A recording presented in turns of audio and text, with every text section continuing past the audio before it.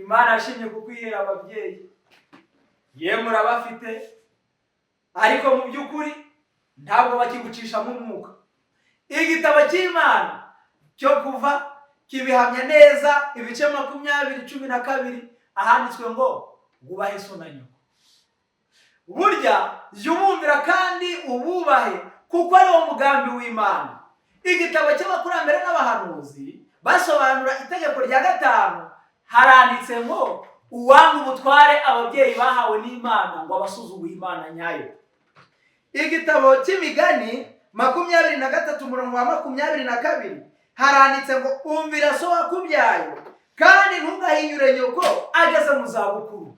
Jya umwumvira ababyeyi bawe, umwumvire kandi umubahe. Uwo ni wo mugambi w'Imana. Benshi cyane bagira aho bagera bakumva yuko batakongera kugaragara bashima ababyeyi babo yuko bababyaye, bagaragara bubaha ababyeyi babo. Yemwe benshi bajya mu migi bakagira ipfunwe, bakagira isoni zo kugaragaza ababyeyi babo. Ariko umubyeyi wawe ntasimburwa. Umubyeyi wawe wakubyaye, abe so cyangwa nyoko, nibo bantu bakomeye kandi nibo bantu bubahwa cyane.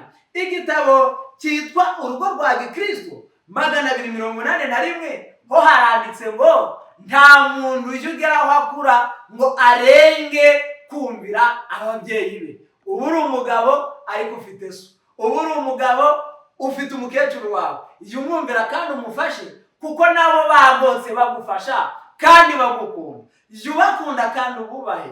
Icyo nicyo kizihiza umwana muzima kandi kikubahisha umubyeyi yuko afite abana bazima. Biri mu mugambi w'Imana. Ntukajye ukunda kubifata nk'umuco gusa, ahubwo Imana nayo yarabishimye. Reka tujye tubumvira kandi tubaha agaciro kandi tubakundwakaze mbere y'abandi bose, kuko batubyaye kandi bakaturera kandi bakaba bakugejeje aho ugeze. Ntibajye bakubwira ngo ucume intugu, ntibajye bakubwira ngo urebe iruhande, kandi ntibajye bakubwira ngo mu mutima wawe ugire intambara, ahubwo jya ubumvira ubikunze, kuko nabo baragukunze baragukuza. Reka Imana y'amahoro idufashe mu mugambi w'ubugorozi, kongera guhesha agaciro itegeko rya 5 yuko rikomeye kandi Imana nayo yarivuzeho, kugira ngo uramire mu gihugu Uwiteka Imana yawe iguha. Reka kugira ngo tubemo kandi tuzagiture, twubaha ababyeyi bacu Imana idutije, kuko ari ab'agaciro. Imana ibiduhere ubuntu n'izina rya Yesu.